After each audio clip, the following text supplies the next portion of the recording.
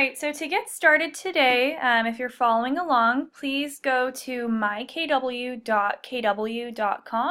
and log in. I'll give you guys a moment to do that.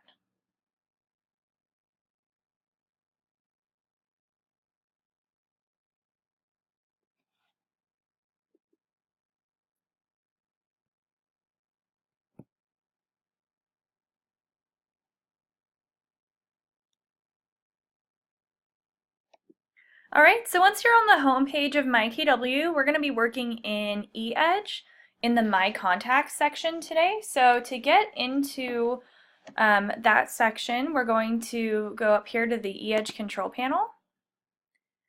And to take us into eEdge, we can click this link that says View Contacts.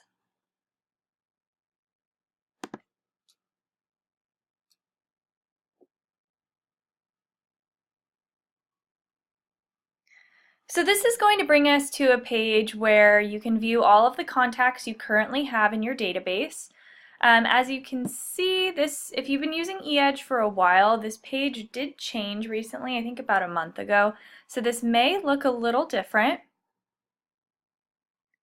but this is where you can view your contacts. So you can come in here and you can sort these different ways to look through them. So if you wanted to sort by name,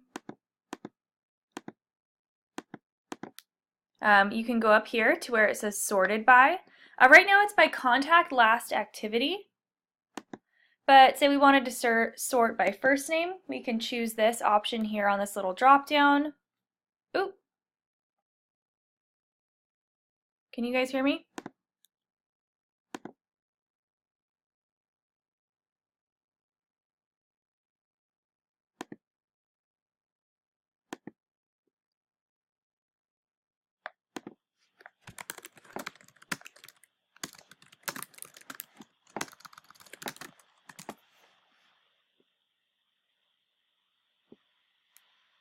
Okay, can you still hear? Everything's still good?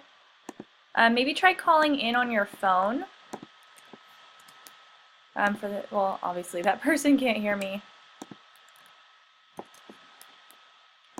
All right, so hopefully they get that figured out.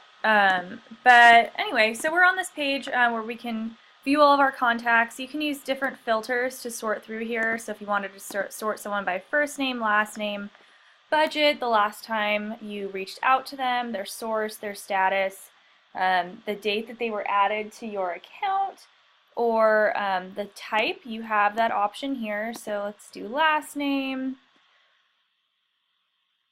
And it's going in reverse alphabetical order. That's why this little down arrow is selected here. So if you wanted to switch that, do it true alphabetical order by last name. As you can see, it did that. So for these contacts, sometimes, and I'll go over this later, if you don't know a last name, we'll enter them in with a period as the last name. So that's why these contacts are up toward the top, and then it goes down the rest of the alphabet here. If you know a contact's name, email, or phone number, you can use this search box up at the top. This recently changed. So if you know somebody specific that you're searching for, you can use this box up here. But we also have the option to break this down a little bit more. So this filters option used to be just up at the top here, but now we actually have to click this red filters button. So if you click on that, it provides us with quite a few different ways that we can sort through our database. You can search by basic things like contact info, name, phone number, email, stuff like that. This is pretty cool. If you want to only view people who have email or have mailing addresses, you can use this exists little box. So yes, I only want to see people that have mailing addresses. This is how you would set that up. Or perhaps you only want to see people who don't have mailing addresses. So you can reach out to them and get that information. That's how you can sort through here. Same thing with phone number. Maybe you only have emails for people and you would like to get some phone time in. You can search no, and that'll show you everybody in your database who does not have a phone number, and then you can try and get that from them. Or opposite of that, search people that only have phone numbers and start calling. You can sort by status, email status, if you want to see all the people that have unsubscribed from your emails or your campaigns, or all the bad emails, you can do that. These are really just for you if you have this set up, if you have a lead source category set up, category, referral info, or any comments or history, you can search through that way. So lots of good stuff on here. If you wanted to sort by group, it's in this little marketing section right here, filter by group. You can check the boxes for the different groups that you would like to see. And once you have your search preferences figured out, you can just hit this search button up at the top right. And now it's only showing people that were in those two groups. This is pretty cool. It actually tells you right here.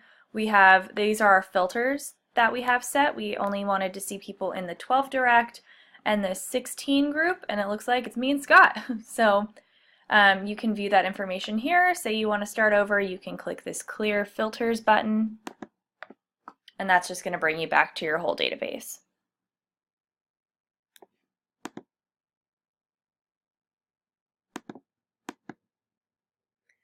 All right, so that's just a little bit about viewing the contacts in your database. As you can see, they have these different categories here that are super cool. Things like you can view what group these people are in. If you click on this, if there are any alerts for these people, say you have an alert set up, there will be a little bell here. You can click on that. And for me, it looks like perhaps I was on, my contact was on a drip campaign that had activities. So it's saying that for this contact, we need to give them a call to schedule a listing presentation appointment. So if you have any reminders set or activities set, they will be in this column. Contact info for these people, we only have emails, it looks like. That's why the little phone number is kind of faded out. For group, we can see, like I just did, you can click on that to see what groups they're in, or if you want to add them to a new group, you can check these boxes. Pretty cool. Or, you know, uncheck. Just make sure you hit this save button down at the down here. Marketing, if you want to add them to a drip campaign, as that's what this little drip means. That means this contact, which is me. I'm currently on a drip campaign, but if somebody is not on one, it's going to have this add button. So if you wanted to add someone to a marketing campaign, rather than going all the way into my campaigns, you can actually do it directly from here. Click that add button. This is super cool. It'll show you all of the campaigns you currently have. It'll show you the status over here, whether this campaign is active, paused, canceled, what have you. So if you want to put this person on another campaign, you can check that box. And then I think it resorts them, so it'll put the active ones toward the top. And then hit save down here. There we go. And now that person is on a drip campaign too. Scott. Actually, I'm going to take him off this because he does not need more emails. Alright, listing search, if you want to add that in, you can do that here. I'm not going to go over that too much today. You just hit the add button and it's pretty straightforward. It'll walk you through setting up a listing search for them and setting up listing alerts. It'll show you how many properties this contact has viewed or saved. The source, whether this was somebody that you input, so that would be entered, you entered this person into the database. I'll show you that next. If they were imported in a list, it'll say imported, and then if it came from your website or for your app, I believe that'll also show up here. Last activity. I think it'll actually tell you what it is. Oh, this is the last activity that we've had with this contact. I removed them from a drip campaign. I don't know why it says 2 hours ago. Maybe that's like the most recent it'll do, but that's our last activity. Our status, and then of course more actions. One thing that is different is if you want to delete an individual contact, that actually just changed. So say we wanted to delete this test person, you would actually have to click on their name. This is going to take you into that contact's information. And we'll go over more of this in here a little bit later, but if you want to delete someone, you'd have to actually go in this page and then go back over to more actions, since this is not available on that all contacts page. But if you click it in here, you can see this option for delete. You can click that, and now that person has been removed from your database. So that's just a little bit about the all contacts page. Let's just get into actually adding a contact to your database. So to do that, we can go back up here. We're going to have this toolbar up at the top. We're going to highlight contacts. It's in a darker gray because that's the page we're on currently. And let's just jump to add a contact.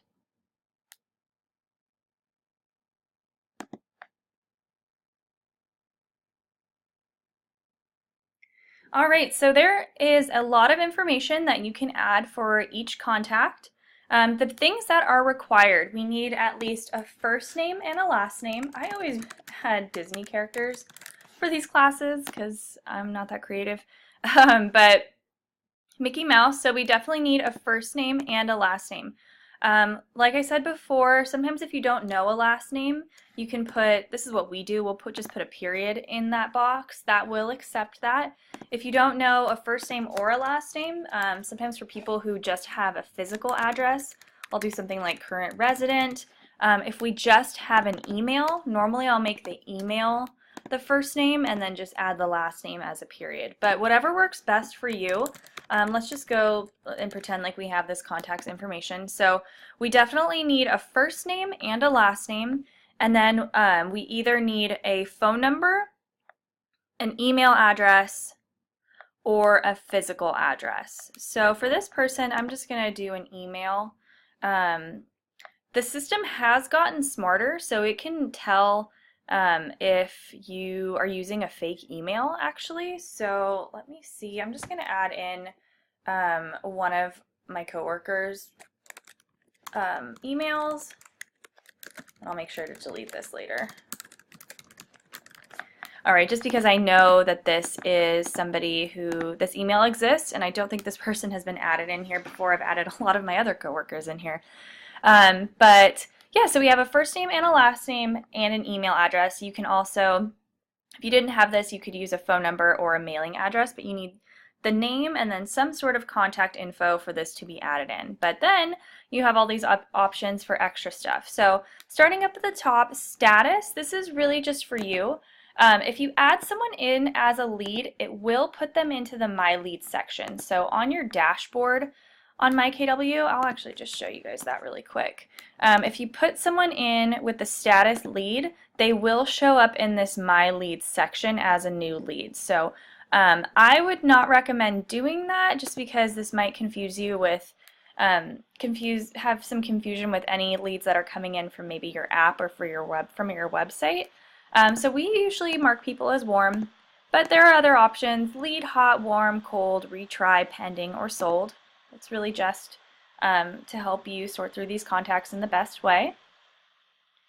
Type, buyer, seller, buyer/seller, agent, renter, investor, vendor, personal contact, or other. You can pick whatever one works best for you. Let's say this is a seller. Subtype. This is something that you can add in. So subtype, maybe seller, and then you could put like, well, I think there's actually an area that says looking in. Let's see. Yeah. So I'm not really sure what you can put in here. Maybe a subtype would be like your PTA group or something like that. Same thing for category. These are really just ways to help you search in your database, so you can put whatever you want in here. We have spots for home number, cell phone number, work number, email, and then a secondary email if they have one. If you want to put a nickname in here, if you would like to mark their gender, or if you know the company that they work at or their job title, you can add that in. These are pretty cool. Birthday and purchase anniversary. If you have this information, I'd say definitely add it in because you have these campaigns that are available to you. So you can actually set up a birthday campaign, and anybody who has their birthday in this system will receive an email on that day every year. So that's pretty cool. Same for purchase anniversary. This is great for past clients. Just mark down when they bought their home from you, and you can put that in here and then set up an anniversary campaign, and same thing, every year on that day they'll receive an email from you saying happy purchase anniversary. So if you have this info, it's pretty cool to add that in. Referral info, say it's like Trulia, Zillow, MLS, something like that, open house, you can put that information there. Notes, you can add that in. You can say like came to open house on 12/12 or something like that.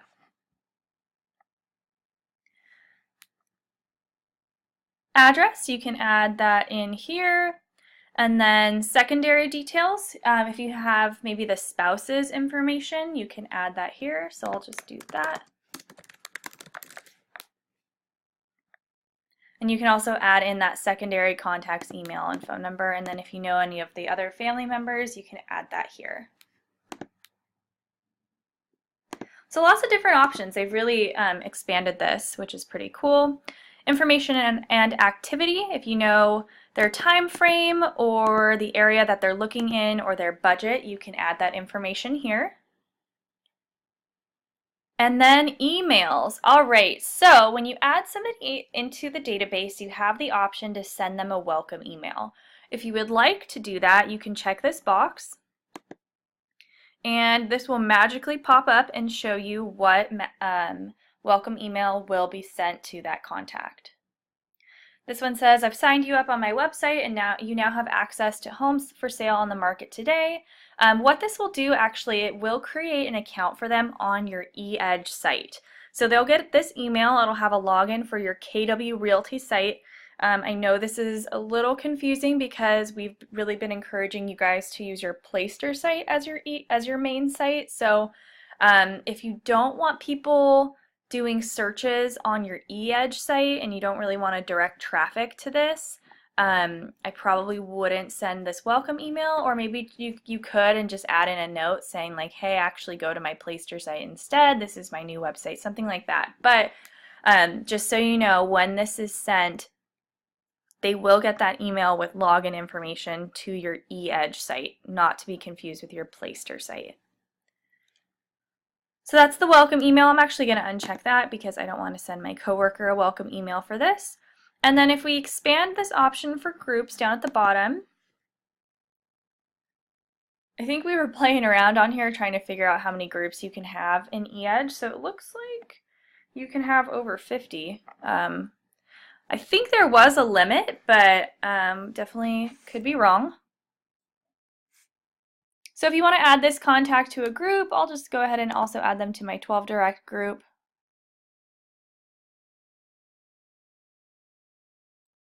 And once everything is good to go, as you can see down at the bottom, an email address or physical address or phone number is required. We can hit save. And now this contact has been added to the system.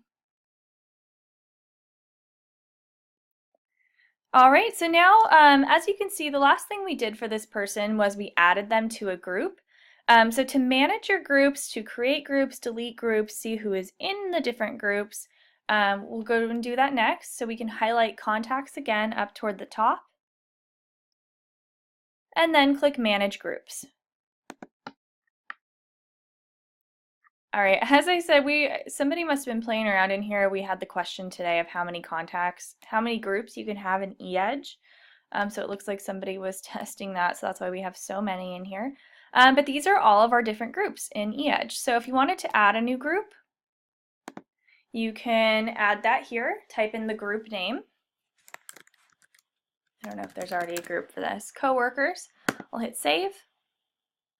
Perfect, and that will create the group, and it'll stick it down toward the bottom. This is in alphabetical order, in numerical order as well. So that is our coworkers group. You can't add people to the groups from here. You have to do it from either the all contacts page or in the individual contacts information. This is really just managing the groups themselves. So you can create the groups. If you wanted to delete a group, just go next to that group name and click this X.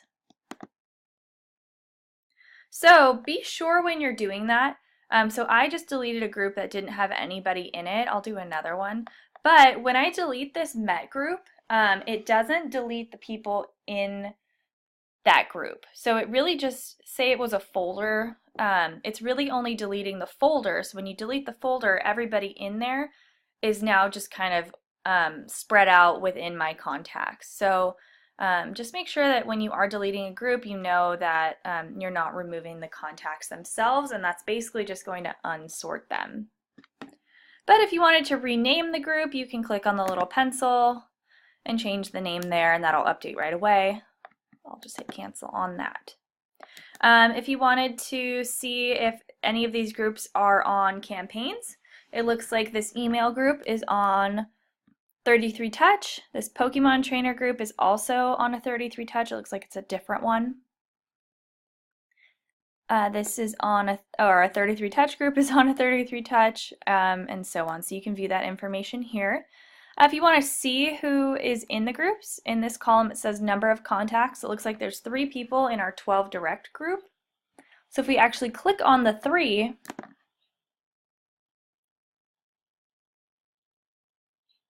that will take us into this, this page. This is showing everybody who is in that 12 direct group. And same as before, up at the top it'll show us the filters that we're on. So now we're basically back to all contacts.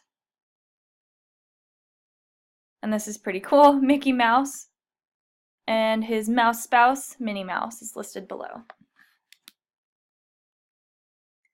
All right, couple other things I'd like to show you while we're back on my contacts.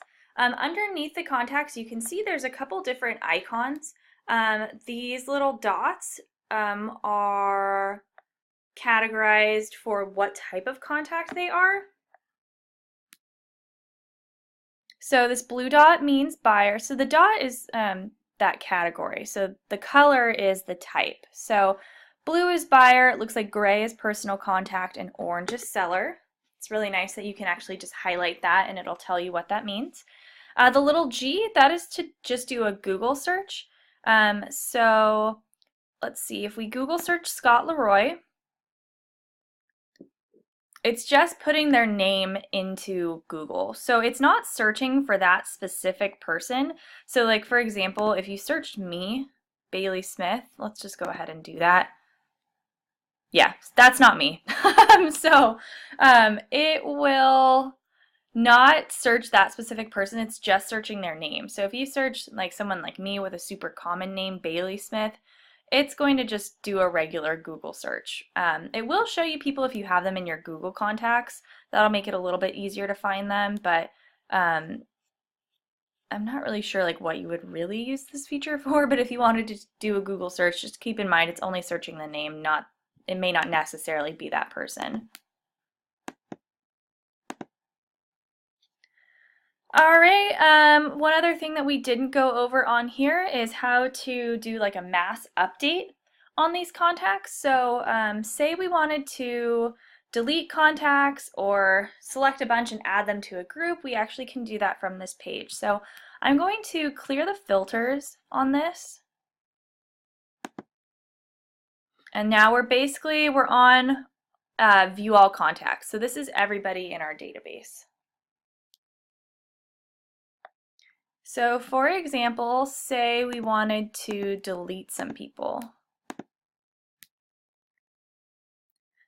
Like I said before, if you wanted to delete someone individually, you would have to actually click on their name and go in. But if you had a whole selection, so I selected 3 people, it'll tell us here. Now this button will pull up that says bulk update. So if we click on that, it's going to give us 2 options.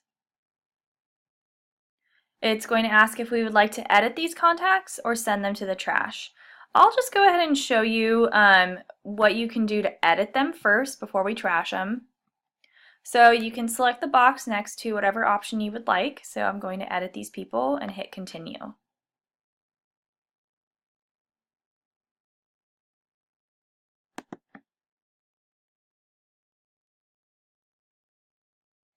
All right, so these are different things that we can change for those 3 contacts that we have selected. It says up here, choose the fields you wish to change on the 3 selected contact records. So if we wanted to add these people to a campaign, we can check this first box, or add a group or campaign, sorry. And make sure that you have the right option selected here. So next to that it says add to groups, but we have different options. We can add to a group or remove from a group. We can also add them to a campaign or remove them from a campaign. So if we wanted to add them to a group, we can go ahead and do that.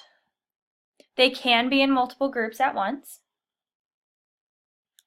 If we wanted to add them to a campaign as well, we can do that. So one thing on here though, it will not tell you which campaigns are active. So you really need to, if you're going to do it this way, you really need to know exactly which campaign you'd like to set them up on, because out of these, I think we only had 2 active campaigns that are running right now, but it's showing me every single one. So just make sure that when you do this, you know that that campaign is actually active. All right, but they are still selected for those groups. If we wanted to change the category, we can do that. You can change all to or clear them if they have a category on there. Category, like I said, this is something that you add in for your own reference, but I don't want to do that. If you want to update the company info for these people, so they all work at Scott Leroy Marketing, I can do that. You can also change the status if you want to change these all to leads or cold, what have you. And then if you want to add a note to all these people, maybe this is a group of people. This is actually really cool. I haven't thought of this before, but maybe you select all the people that you called that day. And rather than adding in a note one by one for each person, you can say called 1214. Perfect. So once you have all these changes selected, you can click Update Now. And now those people down here have been updated. You can see it's actually showing their status, which we changed from warm to cold. But as I said before, if you want to delete these people, actually, will this let you do it? Oh, I guess you can trash from here. If you wanted to delete these people, select those names, go back up to bulk update, so you can delete a group of people rather than doing it one by one. You can choose now this second option, send these contacts to the trash. And if you, I think this will actually, this option will just put them in like a trash folder, but if you actually want them deleted from your database, go ahead and click this box. So it's going to warn you and say, are you really sure you want to do this? Because there isn't a way to get these contacts back once they're deleted. So please make sure that you're deleting the right people when you do this, because you might not be able to get them back. I think maybe sometimes you can call Market Leader and they might be able to pull some of your people out, but I would not rely on that. So we want to get rid of these people. We checked both boxes. Warning, there is no undoing this action. But that's okay. So I'll click Delete Now. And now those contacts are gone.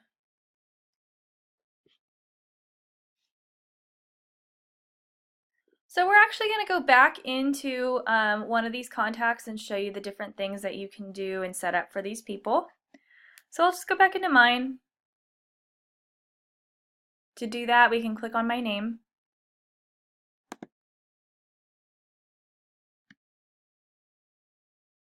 Actually, it looks like there's already some stuff set up on here, so I'll work on a different one. Let's do this for current resident, whoever that is. All right, so for this person, there are quite a few things we can do in there. Of course, if you get more contact information, you can add that in here below. You can click this edit button and then update any of this information. This is the same as when we initially entered them. But this is pretty cool. So you can view information about this contact. If we scroll all the way down, we can see any buyer requests that they added, or I'm sorry, that you've added. You can see down below if you've had any email contact with this person. Say you sent a campaign or they sent you a message through your eEdge site, you'll actually be able to see that information here. So these are emails received and then emails sent. If you have any reminders that you've set for this person, you can add that here. You will see all of your reminders, and then if you wanted to add one, oops, actually, that just makes this bigger. So if you wanted to add one, you can click this Add a Reminder button. And then, of course, you can view the campaigns that they're a part of. Looks like this person is on a campaign, but this campaign is paused. And then you can see the groups that they're a part of. So if you wanted to add them to a group or remove them, you can click on these buttons here. So I'll just work my way back up. Let's just add this person to another group. Super easy. Check the box, click Add, and now this current resident is part of two groups. If you want to just go ahead and remove them from a group, you have the option here to click this button and then uncheck them. Or you can just click this little X under this Actions column and that'll remove them from that group as well. All right, campaigns, we kind of already went over this, but if you wanted to add this person to another campaign, you can click on this option next to campaigns. It says Add Contact to Campaigns.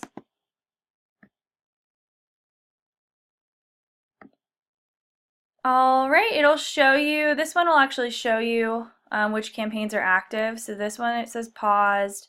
This one, your local expert family. This must be a campaign we set up just for that family group.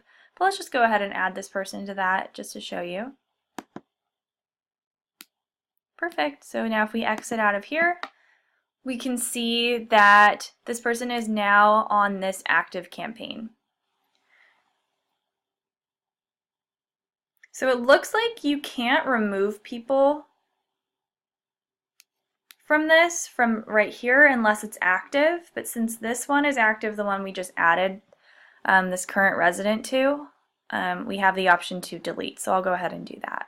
So to remove someone from this, we can click that little blue X button. Going back up, if we wanted to add a reminder for one of these contacts, we can do that.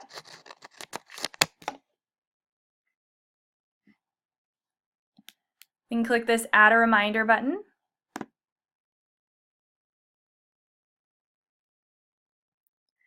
You have different options here. You can make it a task, a phone call, or a meeting. So I'll just make a phone call.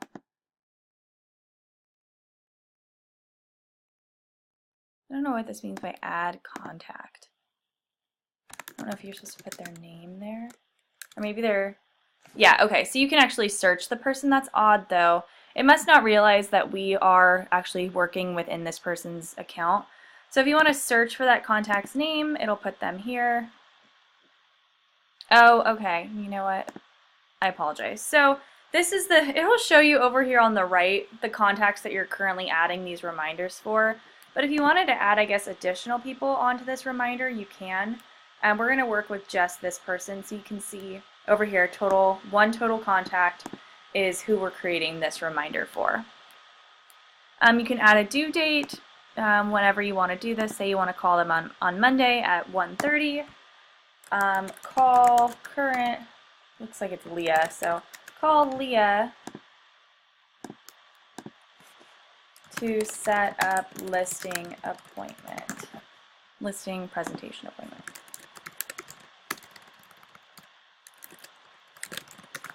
All right, perfect. So like I said, your type was the type of reminder you're adding. We want to call this person on this day at this time, and then I put in a little note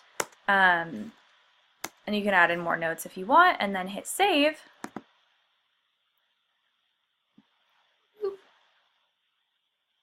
All right, and then it'll actually show you all of the reminders you have set up for this person. So we have this reminder for tomorrow. If you want to edit that, you can do that here. I believe this is to mark it as complete. If you want to check that off and say that you actually did this, or if you want to delete it, same thing, click that button. Let's just go ahead and mark this as complete. Perfect. So this is really just for your reference to help you keep track of people. That was the reminders. And then once again, these are those emails. So if you've sent or received any emails from this person, this is just your eEdge email. This won't show any emails that are coming into your KW.com account, just through eEdge. So those eEdge messages will be here. If we go all the way back up to the top, up here highlighted in orange, you can see that reminder that we set for that person. They also just put it up here for you. Listing alerts. You can also set up listing alerts for these contacts. So right now we're on this summary tab. This is just showing all of the contacts information. But if we click on listings, this is going to show you all of the information related to listings that we have for this person. So we don't have any listing alerts currently set up for this person. I'll show you how we can add that in just a second. If you had sent or emailed any listing, or if any listing alerts had been emailed to this person, it'll show them here. It'll show the date sent, what listings were sent over, and if that person opened or clicked it. So this is really great. If you do set up a listing alert, you can see what the properties were, and if they opened it and clicked on it, you can then call them and say, hey, I saw you got my email and checked out these homes. What did you think? So this is really great to help you keep track of your contacts. If that contact saved any listings, you will be able to see that here and follow up with them. You can see any listings that they viewed here as well, which is awesome. And then let's see more history. Not really sure. I guess if you had really extensive history for these people, you could check this and it'll probably just give you a longer list. So this is really great for helping you keep track of your buyers. But as I said before, if we want to actually set up a listing alert, we do have that option. So in this contacts page, we can go over to more actions. This is also where we went when we deleted that person. But we can click this first option for add new listing alert. All right, so for this listing alert, pretty straightforward. You can just type in the information that your buyer is looking for. So alert name, I would probably do maybe like the neighborhood or something, or the city. So I'm in Nashville, so I'll just say Nashville. You can pick the frequency. Maybe you want to send them daily alerts, or maybe just like once a week or twice a week, so you're not bugging them too much. Area. Actually, I think this account that I'm in is in Little Rock, so I'll go with that.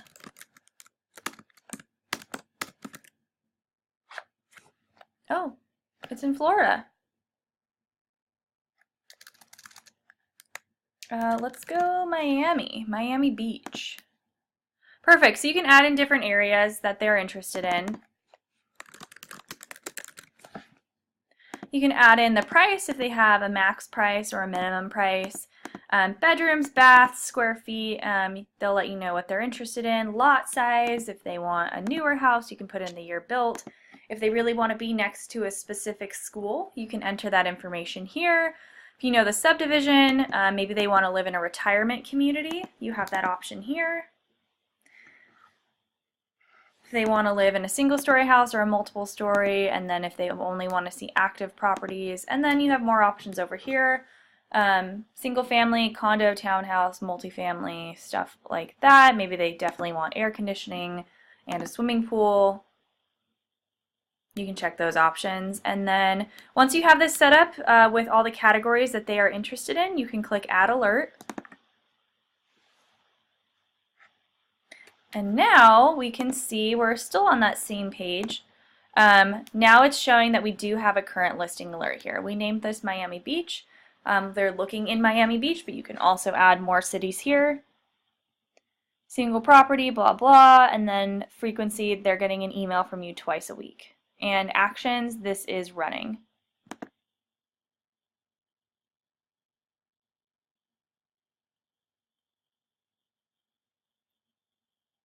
And I guess when you click on that, it'll take you in and actually show you the properties that are going to be sent out, but it looks like there are no properties that match my criteria. So I'm actually just going to go back. We won't go over that too much. You guys can play around on that. It's pretty straightforward, but that's the basics of adding a listing alert. I'm actually going to delete this so my poor coworker doesn't get these crazy emails. All right, we'll just keep going through here. Transactions. This is linked to your .loop account, so I believe if you have any loops with this person, that information will be here as well. And then history. You can view the history of what you've done with this contact. All right, so we're just going to keep moving along.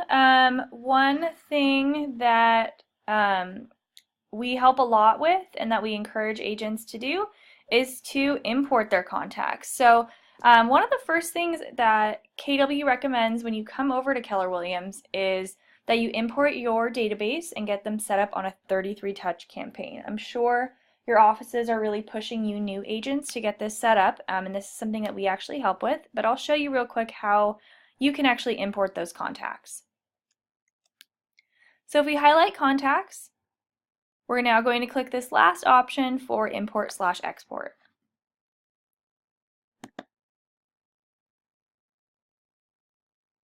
Uh-oh. All right, if that didn't work, just try it again. All right, so this is going to bring you to the import page. There's two options here. We're currently on this import tab. If you wanted to go to export, which we'll go over next, you can click on that.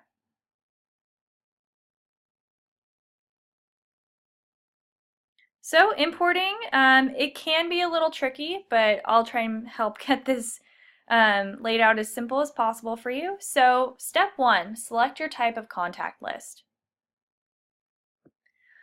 Type of file. So you can do a basic contact list, Outlook, Top Producer, or My Real Estate Tools, My Red Tools. What's pretty cool is if you have Outlook, or even if you export out of Gmail and choose Outlook as the file type, it'll actually just take this directly. You won't have to do too many changes to it. Top Producer, same thing. You can just add in your list, and then My Red Tools. But most people are just working on a basic contact list, so I'll select that first option.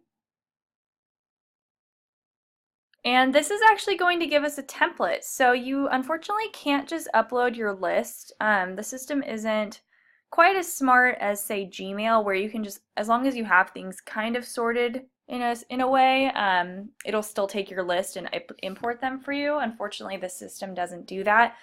You do have to work within their template. So I'll just download this basic contact list template here. And I'll open that up so you guys can see what that actually looks like.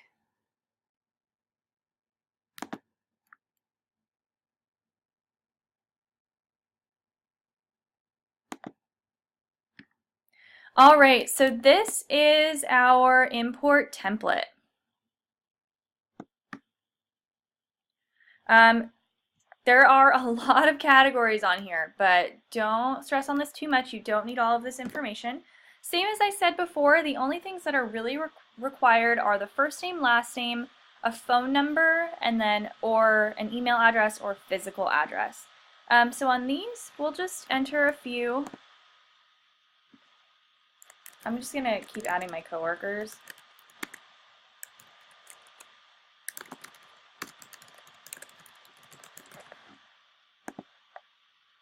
So that would work. So this contact, we have a first name, last name, and an email address. You can also do physical address over here in address 1.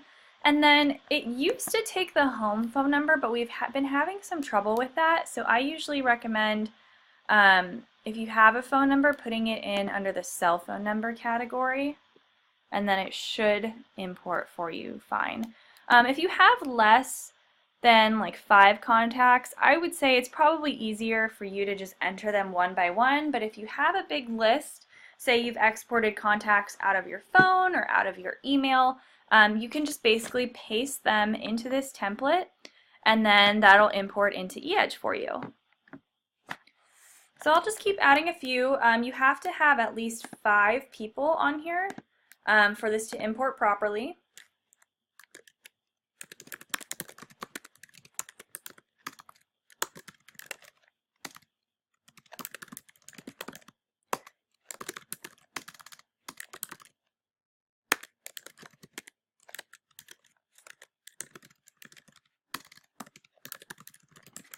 All right, so that's just a few. You do have to have at least 6.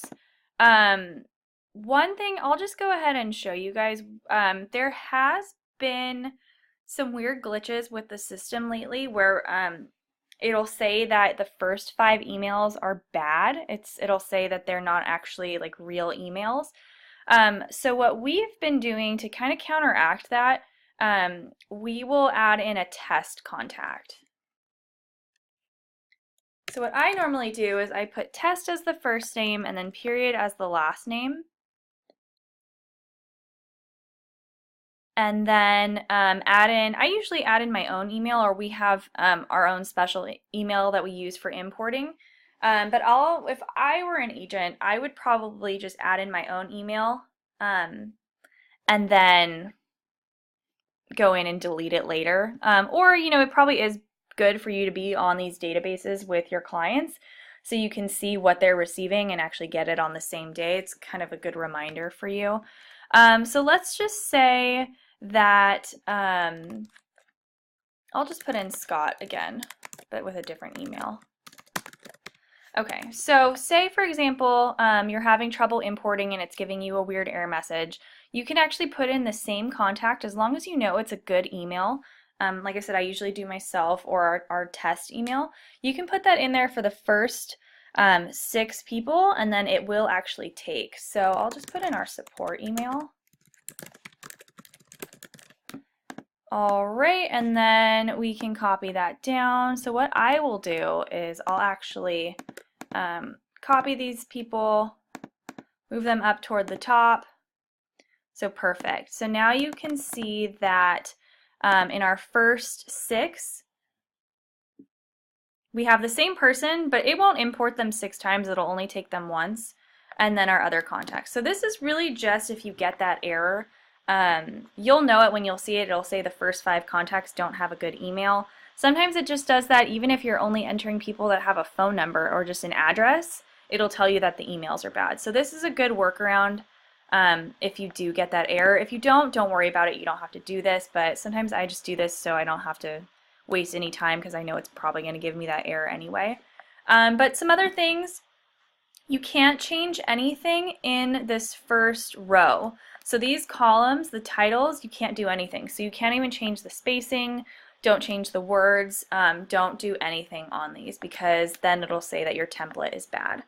But as I said before, we need a first name, last name, and then either an email address, this address 1, or a phone number. I usually do cell phone number, but you can try home phone number. I just know that's been a little glitchy lately as well. So what I'll do is I'll go ahead and save this now.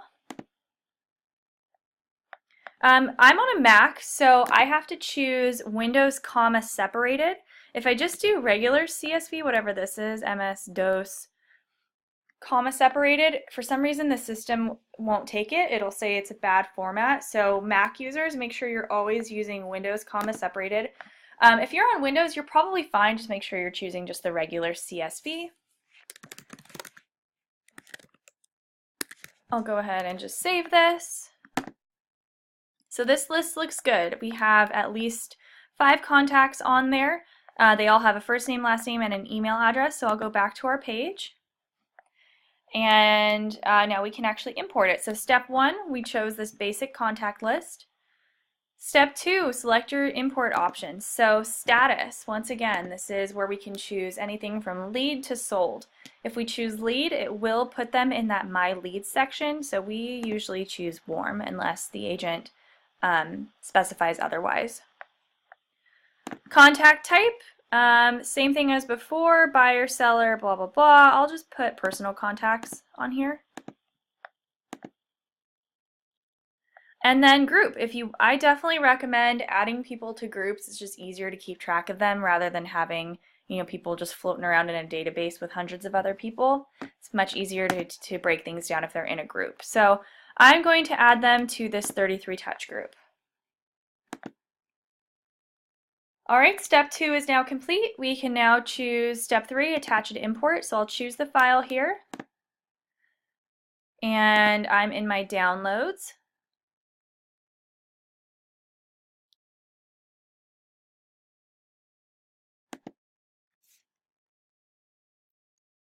And I can select my file here.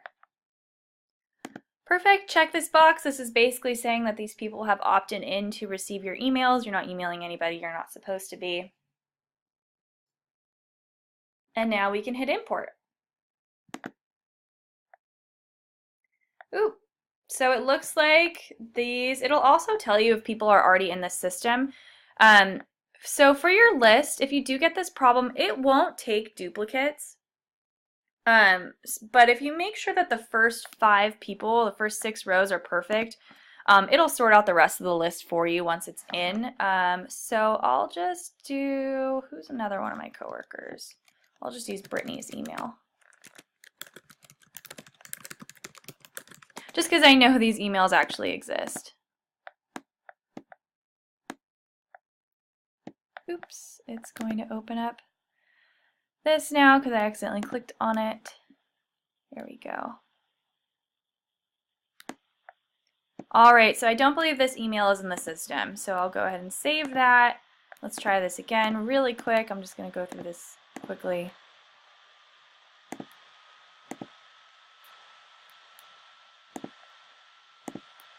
Choose my file again, and let's see if this takes. Perfect. Okay. So like I said, if any of these contacts after the first 6 is a duplicate, it'll sort it out. It won't import those duplicates for you. So down here below it says waiting to run. You can actually check the status of those contacts that you're importing. It'll show you here whether it's waiting to run. This does usually take a few minutes, so I would give it like 5 to 10 minutes depending on how big the list is. You can see the status here. It'll say completed, failed, waiting to run. The date, when it started, and then the end, then the agent. And then this is pretty cool. Once it's finished, it'll actually show you which contacts were imported and which ones failed. So if any number shows up here in the failed column, you can click on that and it'll show you the email and the name and exactly why that contact wasn't imported. So it'll say like bad email or this contact already exists in the system. That will show here in the failed column, so you can go and revise your lists. So that's just a little bit about importing. Like I said, this can be really tricky, so if you're having trouble importing, definitely feel free to call us or send over your list so we can take a look at it, because I know that this can be a little frustrating because it is very tricky sometimes. We also can import for you guys, so if you need help, we usually do the first few lists as a courtesy. If you want to send over your contact list to us, you can send them to our support email with your contact info, or I'm sorry, your login information, and we can actually add those in for you. All right, last thing I want to go over today is exporting contacts out of eEdge. So right now we're on this imports page. I can click export contacts to switch over. So if you ever want to pull out your contacts, maybe add them into your email or another CRM, or if you ever leave KW, you have the option to take these with you. Of course, they are yours. So over here we can choose if you want to export by group, you have that option. You can choose the different groups. If you want to just export everybody, don't worry about checking any of these boxes. And then really important on here, contact status. Right now it's on cold. I wish it would just be on all. That would make things a lot easier. Because if you have it on one of these, it's only going to pull out people with that contact status cold. So most agents don't really even have this set, or they just have everybody on warm. So if you're not on the right one, you're going to hit export and then your list is going to be blank and you'll wonder what happened. So make sure for contact status, unless you really are only wanting to export, say, your leads or your warm people, if you want to pull everybody out, make sure that this is set to all. And once you know who you'd like exported, you can click that blue button. This will save to your computer. I'll just open this up real quick so you can see what that looks like. Perfect. And it will have all of your contacts. So name, email, any notes or anything on them, and it looks like I added a note on 1109 for myself. It said, Bailey rocks. So there's that. That's exporting. So that is actually about it for today. I know we went over quite a bit. So if you guys do have trouble with anything or have any questions, please feel free to give us a call. I know that managing your database in here can definitely be tricky, but we are happy to help. So that is actually it for about today. I hope you guys enjoyed the class, and if there's anything you need, please feel free to give us a call or shoot us an email. Have a great day.